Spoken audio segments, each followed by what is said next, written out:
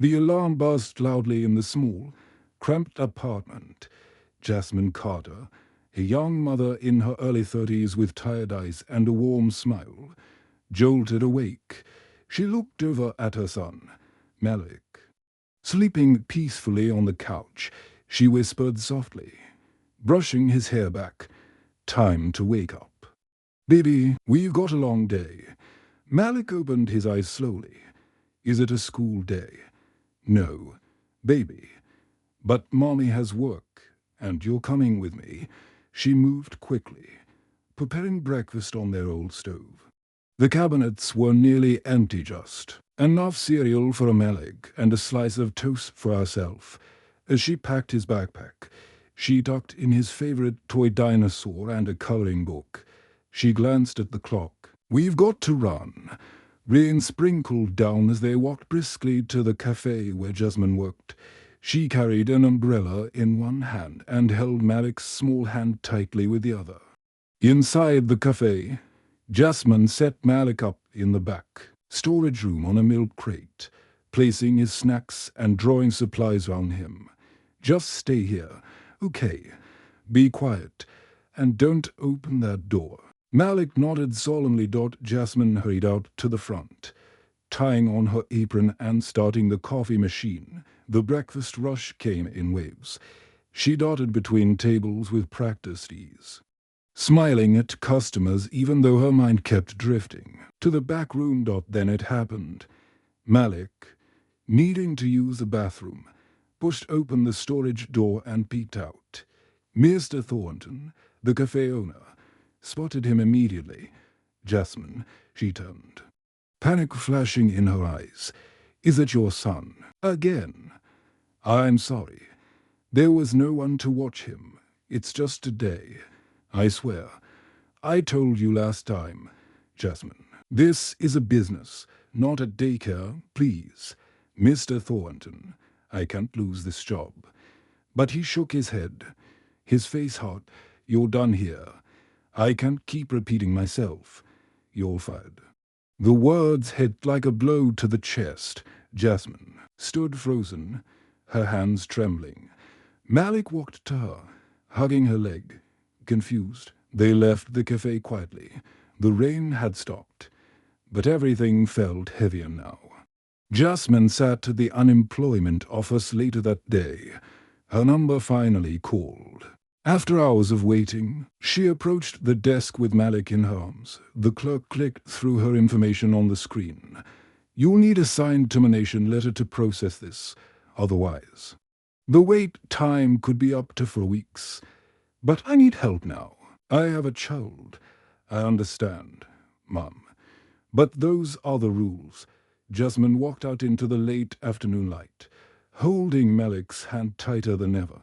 The next day, they sat in the public library. Jasmine used one of the old desktop computers, scanning job listings while Malik quietly colored beside her. Her eyes landed on a listing. Executive assistant, full-time, must be highly organized, reliable, and adaptable.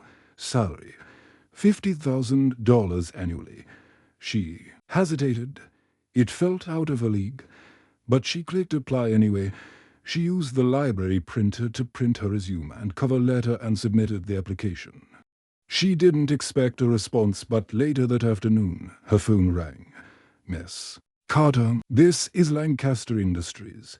We'd like to schedule an interview." Her heart jumped. Yes, of course." Jasmine borrowed a blazer from her neighbor and cleaned her shoes until they gleamed.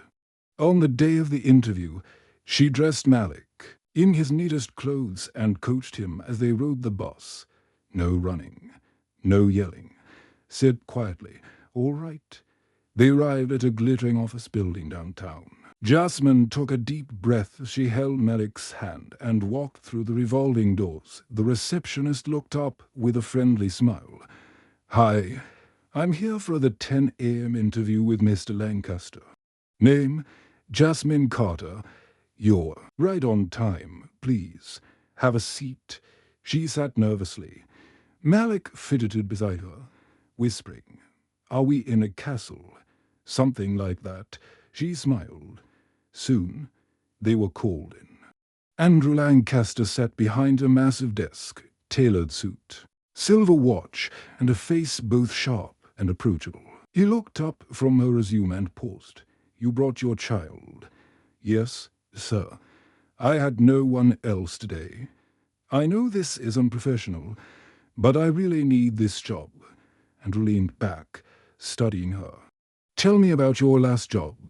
She explained. Everything. The cafe, the firing, her situation. Her voice was steady, but her eyes betrayed exhaustion. Andrew nodded slowly. "You know, I was raised by a single mother. She did what she had to do. I respect that." Jasmine blinked. "I'm hiring you. You start Monday. 9 a.m. sharp." She fought back tears. "Thank you. Thank you so much."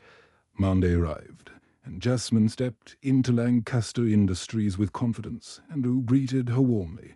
"This is Maria, my executive assistant. You'll train with her." Maria smiled and shook her hand. Andrew looked at Malik. "We've got a lounge for him with toys and books. He can stay there today." Jasmine blinked in disbelief. She mouthed thank you again. Weeks passed.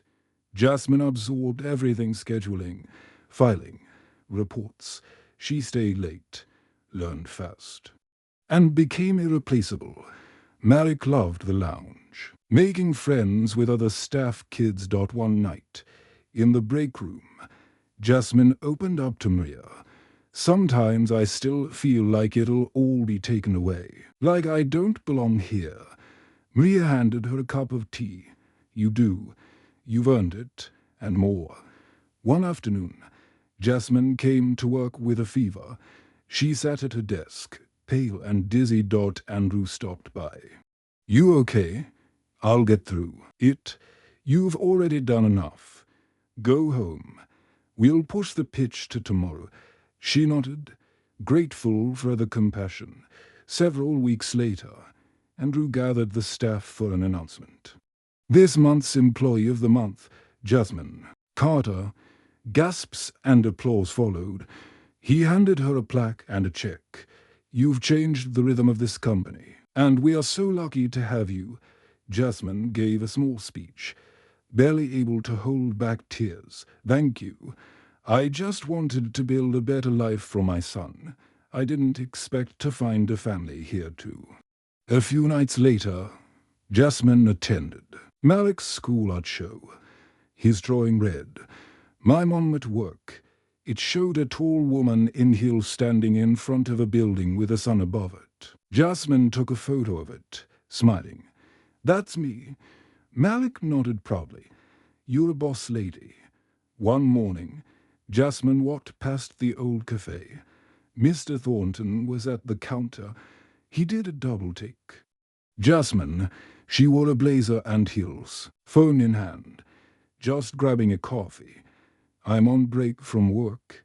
He said nothing, stunned. As she walked out with Grace. Back at Lancaster Industries, another meeting was held. Andrew smiled. "We've created a new position, Director of Community Outreach. Jasmine will be leading it." The team applauded. Jasmine stood, composed. "I used to think being fired was the end, but it led me here. I stand here not as a struggling mom, but as a leader, and I want to help others find their place too." Later that evening, Jasmine watched the city skyline with Malik by her side. He showed her a new drawing. "It's a big building, and a woman in charge." "That's me again." He nodded. "One day I'm gonna have a big building too." Jasmine kissed his head, tears in her eyes. "I know you will, baby." The city lights twinkled, and for the first time in a long time, Jasmine felt unshakably sure they were going to be okay.